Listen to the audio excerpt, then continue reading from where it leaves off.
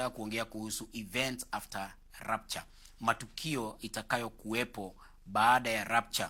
Na sitaki kuongea kuhusu matukio ya itakayokuwa hapa duniani, kwa sababu kutakuwa na concurrent events in the air, and also the church with Christ in the air, and also here on the face of the earth. Yani kutakuwa na matukio mbalimbali. Matukio ingine ikifanyika hapa duniani, ingine inafanyika mbinguni, Kristo akiwa na kanisa, his bride. And why do I want to talk about this? Because very soon you need to be ready, kwa sababu unastahili kuwa tayari, kwa sababu very soon tutachukuliwa na tutaondolewa hapa duniani, na hakuna nafasi ya wewe kuachwa nyuma kama ukiwa mtakatifu. Kwa hivyo kaa mtakatifu, kaa ukiwa imara katika Yesu Kristo. What is rapture? Rapture ni nini? Rapture, of course, tunajua ni ile tukio ambalo litatendeka in a twinkling of an eye, and the people, we shall be changed. The Bible says we shall be changed in a twinkling of an eye. And in the First Thessalonians, we shall be changed and meet those that were dead in Christ before us. Yeah, we shall meet them in the air. So they shall rise first, and we meet them in the air, and then we go to be in Christ. What is there for rapture? Rapture suits, huwezi sema tu ni kuondoka. Ni pana. Kuna maana ya hilo jina kunyakuliwa. Kiswahili ni kunyakuliwa. Kwa sababu there is something that is very important in the Bible, the book of First Thessalonians chapter 5. I would like us to read that one. Tusome hiyo mstari wa Thesalonike wa kwanza, mlango wa 5, mstari ule wa 9. Hallelujah. Wa Thesalonike wa mbere 5 muhari wa 9.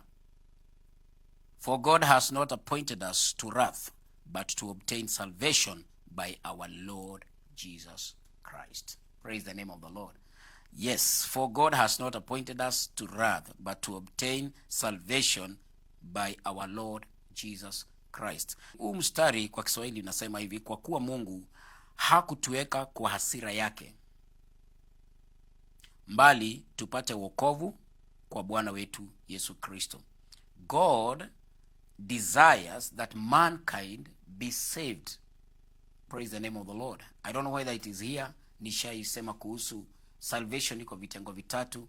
Ya kwanza kabisa is when you believe Jesus Christ as your personal savior, and he comes into your heart, and you get into the baptized into the body of Christ by the Holy Spirit, and you become part and parcel of that body. You become an organ in that body, and you start functioning. Now, the moment you receive Jesus Christ, that is level number 1. Level number 2 is the day in, day out salvation, ile ya kuishi kila siku. Wengine husema ya kwamba hata wanapinga, wanasema wokovu, mnasema wokovu ni kila siku. Wokovu ni kila siku. Yes, it is true. It is true. They are not wrong. It is living that salvation. The way you have believed, living that belief, or that what you have already confessed, living the profession. Yeah, having the confession and the profession of your faith daily, day in, day out, and doing as per the word, or as per the Lord God Almighty, according to that faith. That is the salvation number 2. Number 3 is the salvation ambayo ni ya mwisho, ambayo of course the Bible inaita rapture, mahali kwingine inaita the salvation of the believers, of the new ones, of the new bonds. Praise the name of the Lord. Ambao tutaondolewa hapa duniani. Now, this is what 1 Thessalonians chapter 5 verse 9 inasema, ya kwamba kwa kuwa Mungu hakutuweka kwa hasira yake. Baada ya kuokoka, Mungu hawezi taka hata mmoja yule ambaye ameokoka akuwe anasafa au anaumia katika ghadhabu yake. No, because God's wrath has been revealed to every ungodliness. Romans chapter 1 verse 18. Romans chapter 1 verse 18, the wrath of God, ghadhabu ya Mungu imefunuliwa kwa kila kutokutenda haki, ama kwa kila unrighteousness. Praise the name of the living God. So the wrath of God is for the punishment of sin, is for the punishment of a sinner. Praise the name of the Lord. The sin and the sinner. And therefore, Yesu Kristo hakuja ili ya kwamba tusafe wrath, but he came to remove the sin, the guilt of sin and the penalty of sin, ambayo ni radhi ya Mungu iondoke kwetu. So Mungu haja to appoint tupate kusuffer in that wrath. God has not appointed us to wrath, no, but he has but that we may obtain salvation by our Lord Jesus Christ. And this is the salvation ambayo nimeongea kuihusu. First, kwanza kabisa hiyo ya kwanza na ya pili na ya tatu, kwa sababu ya tatu inaditamainiwa na ya pili, na ya pili inaditamainiwa na ya kwanza. Bila ya kwanza hakuna ya pili, na bila ya pili hakuna ya tatu. Kwa hivyo rapture haiji kwa kila mtu, inakuja kwa yule ambaye ni believer, yule ambaye amemwamini Kristo Yesu. Na sio hivyo tu, mbali ameishi vile alivyoamini, that he walks and lives, yeah, his conduct, his conversation, King James calls it conversation, yani ile kuishi, ile kudumu katika ule wokovu, and then finally taking them up, and this is what we call as rapture. Praise the name of the living God. And therefore rapture in 1 Thessalonians chapter 4 verse 17 talks about catching up, being caught up. Rapture is the catching up of believers. Ni kama spark kubwa sana kule kwenye anga, in the air, put like that, and then wewe ambaye ni magnetic unakuwa attracted into that magnet, and therefore you are caught up, removed, and then removed. So there are several words that zinaweza elezea rapture. So it is catching up of believers, catching up of the church, like a magnet, and catching up, or like a camera, vile ambavyo ina focus, and then unafinya button cha, once in a fraction of a second an image is put into that the memory of that camera. Praise the name of the living God. Bwana Yesu asifiwe. Na ile picha iko hapo inakuwa ni exactly as you are.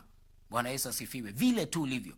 Na ndio maana katika 1 John chapter 4 Biblia inasema ya kwamba, I think verse 1 verse 2 inasema ya kwamba tutabadilishwa tufanane na yeye tukimuona, maana tutamuona vile alivyo. Praise the name of the Lord. The camera shall see us the way we are, and we shall see ourselves in him, and we shall be changed. Praise the name of the Lord. Tutafanana na yeye. And therefore rapture is catching up. Another word, taking away, kuondoa ama kusubtract, kuondoa, taking away. Yeah, si tuna hiyo hesabu ya take away, additional, subtraction, multiplication. So subtraction is the taking away. Praise the name of the Lord. So why is God taking away? Because he has not appointed us to suffer wrath. Hatuwezi ingia katika ghadhabu na penalty ya dhambi, ghadhabu ya Mungu anayoileta juu ya dhambi kwa sababu ya dhambi, penalty of sin. Praise the name of the Lord. So it is a requirement that the believers, the church, the bride of Christ be taken out of the face of the earth. Praise the name of the living God. So rapture is taking away, is a catching up, taking away, or rather taking off. Ile kuondoka, ne kumeria. Unasikianga kumeria, kutoka, kuondoka. Yeah, we are taking off now, Pilate says. And therefore in the church, wakati wa rapture, it is like the master of the church will be saying, or rather the Holy Spirit, the preparer of the bride, the preparer of the bride, Holy Spirit will be saying, let's take off. So it is the taking off of believers from the face of the earth. Bwana Yesu asifiwe. And then it is also another word, there is another word inasema ya kwamba ni carrying away, the carrying away of believers, the carrying away, yani kumaanisha kuwabeba. Amen. In Latin, it is the word rapture has come from this word, Latin word, that is rapturo. Rapturo meaning seizing, yani kuondoa, nyang'anya. Dunia hii watu hawahitaji, sio wako, unawaondoa. Also, and then it also means the carrying off, and it will be in a twinkling of an eye. Now, after the church has been taken, baada ya sisi tumeondoka hapa duniani walio hai, na watu wabaki hapa wengine, ni kina nani watabaki? Those people who do not believe in Jesus Christ. Write that in capital letters and look at it and write it in your heart in bold letters. Those who do not believe in Jesus Christ, it doesn't matter. Hata kama wewe ni nani, hautaenda utabaki hapa duniani. Those who do not live according to their profession, their belief in Christ Jesus, shall not take off. They shall not be taken away. They shall not be caught up. They shall not be carried away. They shall not be subtracted. Praise the name of the Lord. But them that believe in Jesus Christ and live as per the profession. Therefore, the believers that are clean, watu wote ambao wanamwamini Kristo.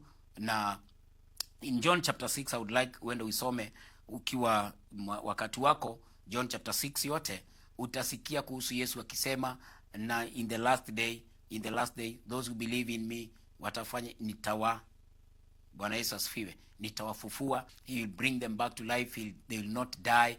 All that is a promise of Christ and is the will of God. God the Father and God the Son, Christ the Lord.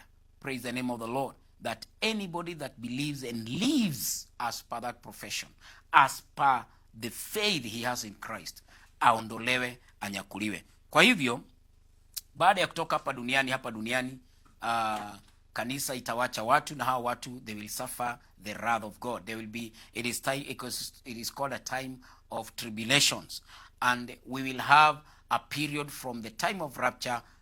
Wakati tu rapture imetendeka hivi, kutakuwa na miaka 7, miaka ambayo 7 itafuata hapa duniani ya kilio, ya maumivu, ya mambo mabaya sana. And that is when the Antichrist shall be manifested here on the face of the earth. Na tasimama na aseme, hakuna mwingine wa kuabudiwa ni mimi ndiye Mungu. Brethren, mambo inajipanga ili ya kwamba the Antichrist atakuja kufunuliwa.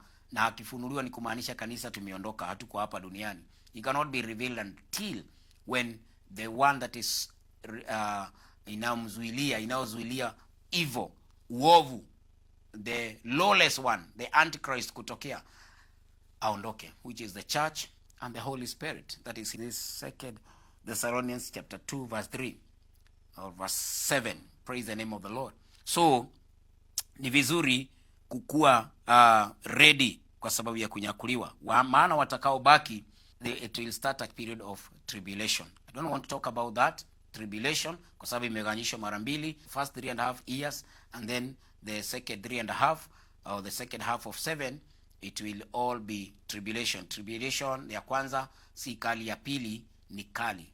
Praise the name of the Lord. Bwana Yesu asifiwe. Na tribulation si kama vile suffering tunazo suffer sasa hivi. These are but temporal sufferings. But that one starts now something we call as permanent suffering. That is where the wrath of God has begun dealing with every lawlessness, every sinning, every sinner that did not receive Jesus Christ and believe in Jesus Christ. Kwa hivyo, binguni tukinyakuliwa, and in that katika that rapture, we shall land the first point, or the first stage. I'm going to talk about 3 events.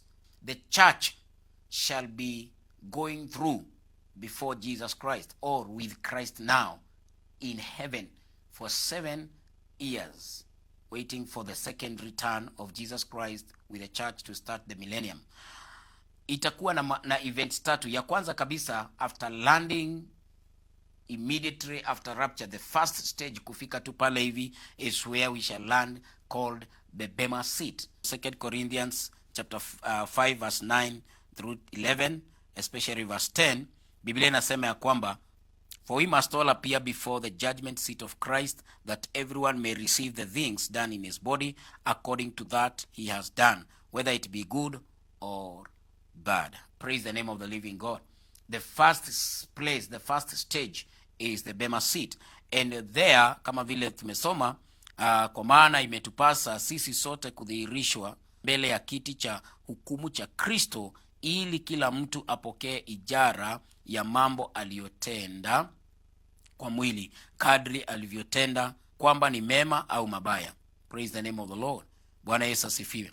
And therefore, baada ya kuland on that place in heaven, in the air, let me say in the air, it is at the Bema seat. Anakwenda pale, it is not a place of condemnation, because wote wenye wamenyakuliwa ni wale wamequalify. Kwa hivyo hakuna mahali ya condemnation. Hapana, hakuna mahali ya condemnation ati wewe utaenda motoni kwa sababu ulifanya hivi na hivi, toka hapa. Hapana, hao wote wamequalify kuwa biharusi, but ama wamequalify kuingia kuwa na pamoja na Kristo. Praise the name of the Lord. Kwa sababu Jesus Christ ako nao watu hapa duniani wanaomwamini, tuko. But now what you are doing in your calling and your ministry, what you are doing, kile unachokifanya katika kuhudumu mbele zake ukiwa unamwamini, kuna mata sana. Kuna wengine wanafanya tu vibaya, yani wanafanya ministry yao carelessly, wanafanya mambo yao carelessly, wanafanya ministry, wengine very careful, kwa bidii, hani hawachoki. They are not seeing the sweat. They don't care about the hardships. They don't care about the sufferings, but they want to see their master pleased and served. Praise the name of the Lord. Hao wote wataenda mbele zake, tutaenda mbele zake Kristo, na tuta face that judgment. You did this, you did this, you did not do this where you are supposed to do this, you didn't do. Ulihitajika kwa maombi, haukuenda. Ulihitajika kuwa unahubiria mtu fulani, hukuhubiri. Ulihitajika kwenda injili, hukuenda. Ulihitajika kwenda kuimba, ukakataa, ukaondokea, ukazembea, watu wengine wakafanya. Ulihitajika kuchukua kamera kanisani, hukuchukua. Ulihitajika kupiga keyboard, kucheza gitaa, kucheza drum, yani ministry and service. Praise the name of the living God. You didn't do it well, or you did it well. We shall face that at the Bema seat immediately after landing, after rapture, where we shall land. The first place is that judgment and condemnation, not a place of condemnation. It is for determining the nature of reward for the work done while on earth. You can read that in 1 Corinthians chapter 3 verse 1 to 13. Uisome uone ya kwamba kuna wale ambao kazi zao watakuwa wamejenga kwa dhahabu, precious stone. There are 6 of them. Yeah, the precious stone, gold, and the silver, and maybe mwingine nyasi and wood. The first set of 3 is permanent materials. The second set of 3 materials is temporal. Na hiyo ni wale ambao the second set of 3 ni wale ambao walifanya kazi ya Mungu kulegea. They have qualified to be in heaven. Na Biblia inasema ya kwamba watapitishwa ama itajaribiwa kwa moto hizo kazi zote. The fire is like breathed into all that work that you have. Yani ni kama unatokea pita unatokea na kazi zako zote zinakufuata, umebebana nazo. Then moto ikifanywa namna hiyo, yenye itachomeka yote inakuwa ni ya bure, haipiti hapo. Yenye ina qualify ni yenye, and then wewe unapita ukiwa ni kama umepitia kwenye moto. Praise the name of the living God. So every one of us shall pass through that judgment, and you shall be tested. Every work shall be tested, shall be examined. That is the best word. Not tested, but examined. The Bible uses that word, 1 Corinthians chapter 3 and verse 10. It shall be examined, or verse 9. Every work shall be examined by the fire. Praise the name of the Lord. By fire. And therefore, wakati inajaribiwa hivyo, ikiwa yako yote ni ya dhahabu, wewe reward yako ni kubwa. Hallelujah. Wewe ambaye umejenga tu kwa nyasi, wood, or hay, wewe kazi yako itakuwa tu ni kucheketea na kuchomeka. Then what will happen? Utaokoka ni kana kwamba umepita kwenye moto. Unaona kitu venye kimepita kimepita kwenye moto kikiungua, kinakunjana, tuseme kama mwanadamu, like that, ama mnyama pita tu, lakini zimeungua zote, wewe tu umepita tu pale, but at least umequalify. Siku moja kulikuwa na wengine waliposikia mahubiri haya wakasema, hey pastor, heri basi tu ni qualify tu, bora nimequalify, nimefika huko, hizo zingine wachana nazo. Hapana, ni za muhimu. It is very important, because after that, how shall you live? How shall you be? How shall you look? Yeah, kwa sababu haitafichika, itakuwa wazi, itakuwa inajulikana wazi vile ambavyo imetendeka kwako. Amen. Hallelujah. Now, in the Bema Seat, we believers, we shall give account of our own life on earth. That is in Romans chapter 14, verse 10 through 12. Hiyo utasoma. Baadaye sitaki sababu ya muda wangu, nataka niokoe muda ili mambo haya yote nipate kuyakava. Ni mazuri, machache sana iko hapa mbele. To give account of your life on earth before Bema Seat. The reason number 2, we shall pass through the Bema Seat, is because we shall give account of our lives on earth before the Lord Jesus Christ at the Bema Seat. And number 3, it will be to check the motives behind every work. Itakuwa hiyo judgment ya Yesu Kristo ataifanya vizuri sana kwa kuachilia moto, kazi zinapimwa, and then kuna ile ambayo imefichika ndani yako. Kile kitakachotolewa ni motives, your motives behind every work. Kila kazi uliyofanya. Wengine hufanya kazi mzuri sana, lakini ulifanya hiyo kazi kwa motive gani? Ulienda ukacheza muziki ndani ya church vizuri sana, watu wakabarikiwa, roho wakashuka kwa njia ya nguvu, lakini kuna motive ulikuwa nayo. Labda ulikuwa unataka mwingine asikie vibaya, labda ulikuwa labda ulikuwa unataka kujionyesha, a show off, labda ulikuwa unataka ijulikane vile ambavyo unacheza vizuri. What was the motive? If the motive is not to please Jesus Christ, that motive shall be judged. Proverbs chapter 16 verse 2, also 1 Corinthians chapter 4 verse 5, na ningependa tusome 1 Corinthians chapter 4 verse 5. Biblia inasema ya kwamba, Wakorintho wa kwanza sura 4 mstari wa 5, Biblia inasema ya kwamba, therefore judge nothing before the time until the Lord come. When the Lord come, that is when Jesus Christ takes the church, okay? Not the second coming. Who both will bring to light the hidden things of darkness and will make manifest the counsels of the hearts, and then shall every man have praise of God. Bwana Yesu asifiwe. This verse is very important. Very important concerning the judgment at the Bema Seat, because Jesus Christ shall bring out the things hidden in darkness, things that were done, ulizozifanya ama zilizokuwa zinafichika. In darkness inaonyesha hapa kitu ambacho ulikuwa umekifichanisha. Inaonekana hata ni mzuri, lakini unakifichanisha. And then he will make manifest the counsels of the heart. NIV says the motives of the heart. The motives of the heart. Lengo lako la kufanya jambo. Okay? Mashauri yenye inatoka moyoni mwako kufanya jambo fulani.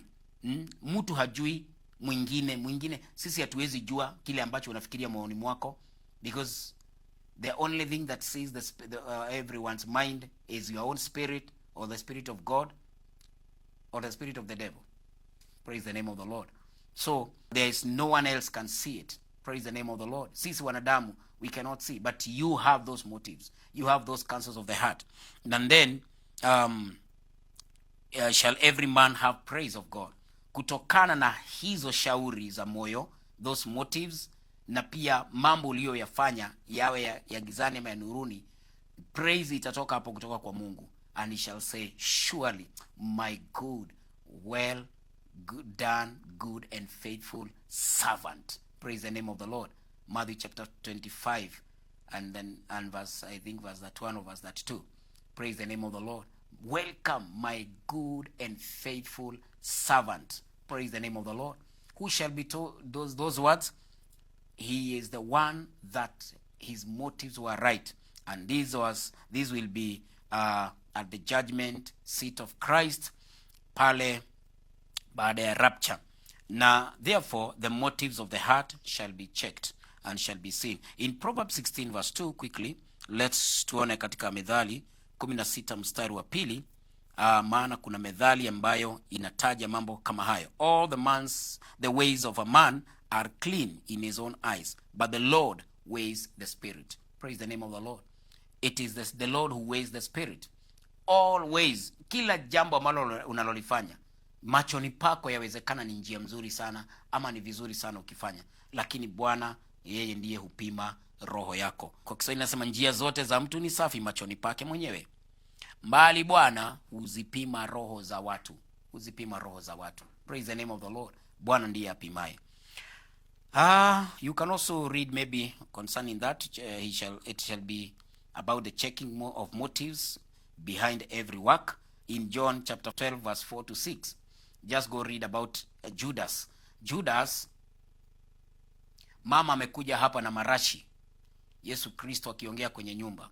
Mama amekuja, I think alikuwa kahaba, na marashi ilikuwa ya bei kali, expensive, damn expensive. Yani ilikuwa bei kali kabisa. Judas Iscariot, mnamjua, tunamjua vizuri sana. Alipoona vile ambavyo imepasuliwa hiyo marashi, kwanza si hata kufunguliwa kumwaga, ilipasuliwa na kumwagiwa Yesu. Huyu Judas kile alichokifanya ni nini? Alisema hiyo marashi it's a waste. Ingeuzwa ipatiwe nini? Ipatiwe maskini. Yesu akamwambia, bana, maskini mko nao kila wakati, lakini mimi hamko nami kila wakati. Kwa hivyo kile ambacho amefanya huyu kitakumbukwa duniani kote, wakati wote hili jambo linasoma ama linakumbukwa. Praise the name of the Lord. Bwana Yesu asifiwe. The motive behind Judas, the Bible says there that alikuwa anasema hivyo si kwamba vile ana care about the masikini, the poor people, but it was about that vile alivyo anakuwa ana benefit na zile pesa alizokuwa anaweka kama mweka hazina. Kaji wa hazina, hamjambo. Bwana Yesu asifiwe. You must be very careful and be very very accountable, purely accountable. Weka hesabu zako very clean na uweke rekodi mzuri, na mtu akikuja kucheza na hizo fedha, be very strict on him or her, ili ya kwamba usije ukahesabiwa kuwa ya kwamba ulikuwa na motive mbaya ama ulifanya vibaya. Praise the name of the Lord. So have a good motive. Judas akaonyesha hiyo njia mbaya. So how shall be the judgment be done? Of course, God's fire, it attests every work. And in Revelation 1:14, just write these verses down. Revelation, Ufunua Yohana 1:14, na 1 Corinthians chapter 3 verse 13 and 14. Some Christians will lose their lifetime work but will be saved. Hiyo tushaona. And if one's work burns away fully or completely, then he or she will not be Christ's bride but a guest. Baada ya kazi kujaribiwa kwa moto, kuna watu ambao watasafa, kazi zao zitaungua, na wengine kazi zao zitameremeta. They will become pure, because when you pass gold, silver, even those precious stones through the fire, they become brighter and purer and very good, very clear. Praise the name of the Lord. And therefore they become precious. Another thing is that they become expensive, yani valuable. They become very valuable. And therefore mtu wa aina hiyo atakuwa na ng'aa sasa vizuri kama biharusi wa Kristo. Yule mwingine will be a guest, just a guest, like John the Baptist will be one of the guests of the marriage lamb. Tutaona hapo baadaye. Number 2, after the judgment seat, kazi zimejaribiwa, tutaingia the next stage. So utaingia katika kitengo cha rewards, receiving of rewards. Receiving of rewards, that is stage number 2, will be according of course also to works done, because vile ambavyo umejajiwa pale katika bema seat. Kwa hivyo kazi zako ndizo zita determine the rewards that you're supposed to get. And it's not about vile ambavyo umekaa kwa wokovu. I mean, muda gani? Praise God. Nidaonokile 1979. Mimi niliokoka 1979.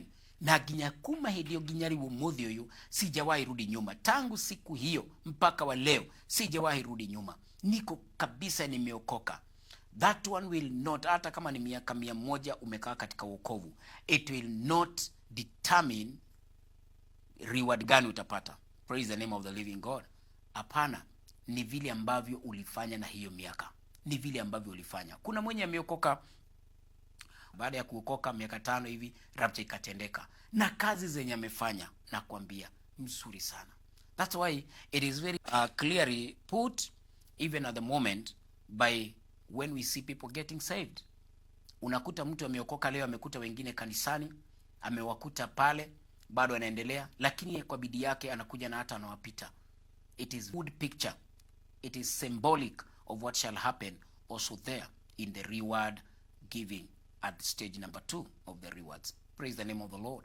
Kile ambacho ulikifanya kwa bidii, ulichokifanya kwa kazi yako na hukuchoka, ulichopoteza kwa sababu ya Injili, fedha zako ulitoa kwa sababu ya Injili, jasho ulimwaga kwa sababu ya Injili, kutembea ulitembea kwa sababu ya Injili, kuteseka uliteseka kwa sababu ya Injili. Haya mateso hailinganishwi na ule utukufu ambao utakaodhihirishwa kwetu. Praise the name of the living God. Hivyo vitu vyote havilinganishwi na ule utukufu ambao utakaopata baada hiyo. Maana rewards, it is levels, it is kind of levels of glory. Ni kama vitengo vya utukufu. Kitengo fulani kidogo hivi ni cha watu wa aina hii, kitengo second ni cha aina hii, watatu hivyo. I don't know how many levels, but it's like that. Ama kama vile wanajeshi wanavyopewa wanavyopandishwa vyeo, wanavyopewa ranks. Unakuta huyu amepata debe, ukiona vili unajua sijui ni colonel ama ni nini, sijui vizuri. Sasa usiniambie wewe unatuelekeza. Sasa ni for example, huyo na mwenye akona sijui na ngapi, sijui na kama ni 7 ama ni ngapi, na ina fulani inang'aa, huyo ni generali. Hivyo. Praise the name of the Lord. Kwa sababu Kristo is just. God is just. He cannot just come to you with everything and to another one with nothing, and yet ambayo unasema aletoe nothing ndiye ameng'aa kukuliko, alifanya kukuliko. God wants to put everything in justice. Praise the name of the living God. Kwa hivyo leo hii tia bidii katika kazi ya Mungu, maana rewards tutaenda kupewa. Na ukipewa rewards, tutajua wewe kazi yako ilikuwa kweli kabisa ya maana. Ulitoa fedha zako kwa sababu ya maskini ama ya watu, ulisaidia watu. Yaani hukuona pesa kwa mfuko kwako ukaona ikitoka iende kwa wengine kama ni kitu. Hukuona kutumika kanisani kama ni kitu. Uliacha hata mambo mengi, hata kazi zenye tunalipo hapa duniani za mishahara. Ulisema afadhali nikose hiyo niende nikatumike kwa ufalme wa mbinguni. Afadhali niombe hata off ama nijaze leave ili niende nikatumike, nikahubiri kule Turkana ama kule Rodwa ama kule Libya ama kule Middle East, Arabian countries kwenye Waislamu saizi wanaokoka sana, ama hata Somali. Na kuna makanisa huko saizi. I tell you, people are getting saved, those Arabian countries. And we people here in Africa, in Kenya precisely, and to be more precisely, in Nairobi, are playing and joking with madhabahu ya Kristo, kucheza michezo kanisani. Wakisimama kuhubiri wanacheza pale hivi, kuidhinisha uasherati, uzinifu, lesbianism, homosexuality, uvutaji wa bangi, wa sigara, wa kila aina. They don't care. We are not caring. And yet people are getting born again. Rewards shall be given. What shall you receive? What shall you receive? And I wonder whether you shall make it there. I don't think you can make it if you are, kama wewe ni pastor, prophet, evangelist, apostle, nini, wherever those ranks, kila kitu, ambaye unacheza na neno la Mungu, unacheza na kazi ya Mungu. Rewards are still there, waiting for them that will make it during rapture. Praise the name of the living God. Bwana Yesu asifiwe. In Hebrews chapter 6 verse 10, Biblia inasema ya kwamba maana Mungu si dhalimu. God is not unjust. God is very just. God is just, not unrighteous to forget your work and labor of love. Your work and labor of love cannot be forgotten. God is not unjust. Mungu si dhalimu. Mungu si dhalimu.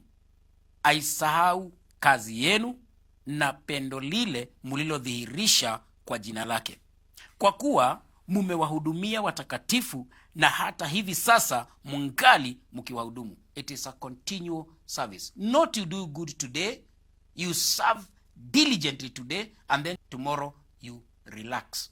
No, it is a continual service. Lazima hiyo kazi ikuwe ni ya kila wakati. Utie bidii na useme ya kwamba ya jana imepita, ya leo je? Sasa ya leo imepita na ya kesho. You be determined every day, every time. Kwa sababu it is not about the duration in salvation or you have been serving in the church. It is about what you do shall be rewarded. Praise the name of the Lord. Colossians chapter 3 verse 23 verse 24, you can read that one. And also 1 Corinthians 15 verse 58. Christ will be the giver, of course, without partiality. Hakuna hata kidogo kubagua. Hakuna ubaguzi. Mbele ya Kristo in rewards there shall be no partiality. Kwa sababu in that stage we shall receive those rewards. They will determine one's possessions, or which is called rank. It will determine 3 things. Number 1, possession.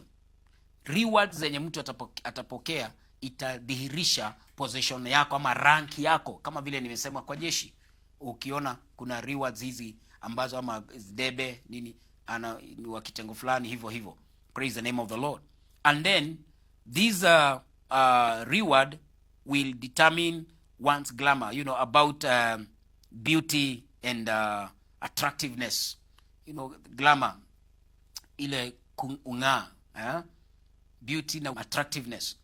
Bwana Yesu asifiwe. Those rewards will determine your glamour. Not only ranks, but also number 3, they will determine your stay in God's kingdom. Which place, or rather, how are you going to stay in God's kingdom? Praise the name of the Lord. God is not unjust. God is not unjust. He is just. Mungu si dhalimu.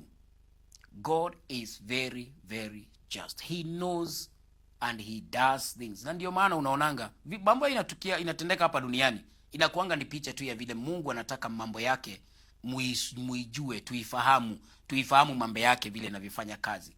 Hata katika kampuni yenye unafanya kazi, kama unafanya katika kampuni, kuna yule mkubwa, kuna huyu mwingine, kuna huyu mwingine, kuna huyu mwingine, then unafika mpaka kuna wale yes. Praise the name of the Lord. It is like that. Bwana Yesu asifiwe. 1 Corinthians chapter 15 verse 41 and 42. Now Daniel 12 verse 3, the Bible says, and they that led many to righteousness. In other words, they labored and worked hard. Okay? They labored and worked hard, as in Hebrews 6 verse 10. It's not unrighteous. God is not unrighteous. Forget your work and labor of love. They worked and labored out of love. Praise the name of the Lord. Love for what? Love for God. Love for Christ. Walifanya kazi kwa bidii. And then Daniel chapter 3 inasema hivyo ya kwamba wow, that led many to righteousness, they shall shine like the stars. Daniel chapter 12 verse 3. They shall shine. Bwana Yesu asifiwe. So there are some that shall not shine. There are some that shall shine. Praise God. And even them that are shining, the shiningness, the glamour, the glory, the emitting light ya hiyo utukufu will be also of degrees, levels, measurements, whatever you may say. Rewards will be in form of crowns of 2 categories. There is a family crown and there is earned crowns. Kuna family crown ambayo ni ya kila mtu, na hiyo ni ile ya chini kabisa, yani ni ya kila mtu ambaye amequalify kwenda mbinguni. We call it diadema. It's for all. It is for every one of us. Na category number 2 is earned crowns, ambazo zimefanyiwa kazi, zinaitwa Stephanos. Now earned crowns ni ya wale ambao wamefanya bidii kazi, Stephanos. 1 Corinthians chapter 9 verse 25. And stage number 3 is what we call as now the marriage supper of the Lamb. After the rewards is now getting into the marriage supper of the Lamb, and this one will be for every one of us, but now there will be a bride, kama vile katika harusi kuna bi harusi na kuna wageni. Kuna bwana harusi, bi harusi na wageni wote. Lakini bi harusi, bwana harusi, hao ndio wenye kitu. Now, the marriage supper of the Lamb will be for Jesus Christ the Lord, and for all with a wedding garment. Wenye sasa vazi watavalishwa, watakuwa na lile vazi ambalo ni la harusi, which is the righteous works of the saints. The righteous works of the saints. Now you must get this clear from vile nimeelezea. Kuna wale ambao ni guest na wale ambao sio guests. Righteous works of the saints ni kazi ambazo umeleba. Hebrews 6 verse 10. God is not unjust to forget or not to reward you of your work and labor of love in Christ Jesus. Praise the name of the Lord. He must reward, and he will say, this is the rightful bride for my son. Praise the name of the Lord. And so when he was walking as in that parable in Matthew chapter 22 verse 10, as he was walking in that hall of harusi, unakuta ya kwamba kuna nini?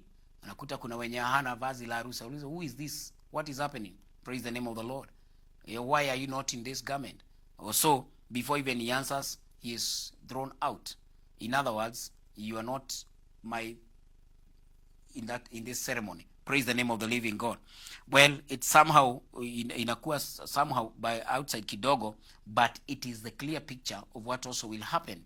Kuna wale ambao walipita kazi zao zikiwa zinameremeta.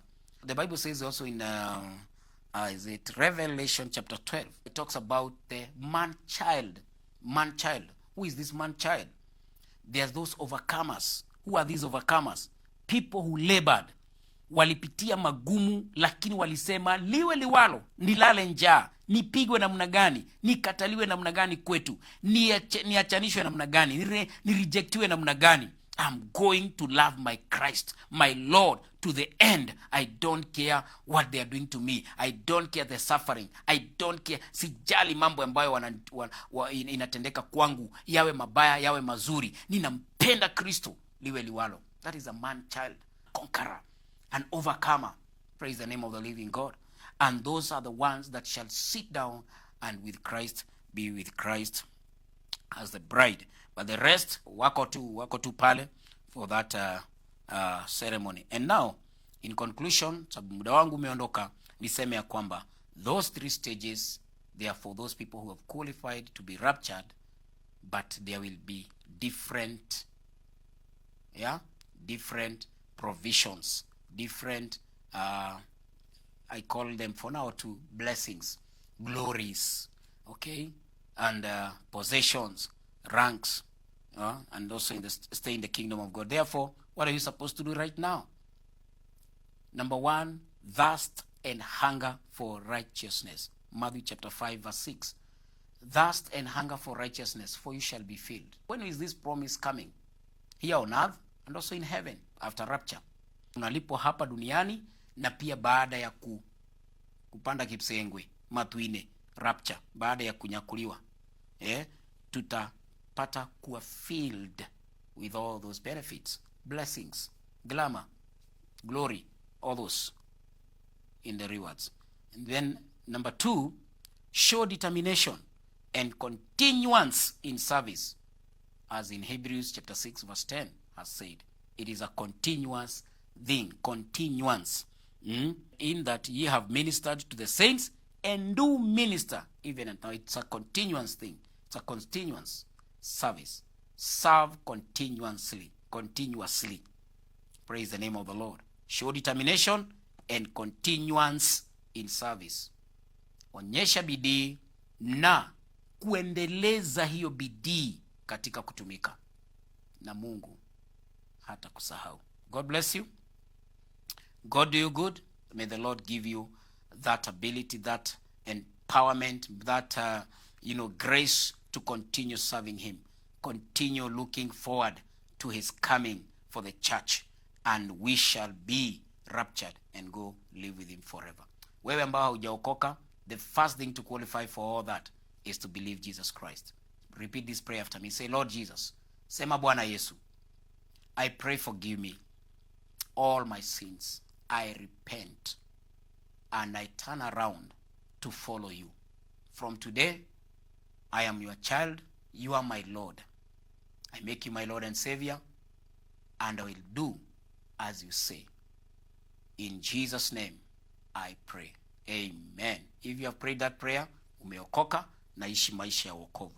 kabisa katika jina la Yesu Kristo. Ni kwa uamini Yesu Kristo. Hivyo umeomba hivyo, ameshakuokoa. Hivyo ndivyo ilivyo, na uanze kuishi maisha mazuri. Badilisha your lifestyle. Be in a church, a place where a gathering of people that are gathering genuinely for God. Be there, serve him, read the Bible, pray every day. Wewe ambaye uko hapo una mahitaji, naomba Bwana akutimizia mahitaji yako katika jina la Yesu. May that body be healed of that sickness in the name of Jesus Christ. Kila ambaye anaugua mwili wake natangaza upone katika jina la Yesu Kristo. Pokea uponyaji wa Kristo. Pokea neema ya Kristo, hata ya kutembea katika kuhubiri na kwenda kila mahali ukisambaza injili na kunena neno la Kristo. Fanya kazi ya Yesu kwa bidii. I declare determination in the name of Jesus Christ. Diligently seek God. Diligently serve God, and he will be with you forever. May you receive the reward, because God is a rewarder of those who diligently seek him. In Hebrews chapter 11 verse 6. God bless you. Enjoy your week ahead, and let's meet next week in Jesus' name. Shalom. Shalom. God bless you.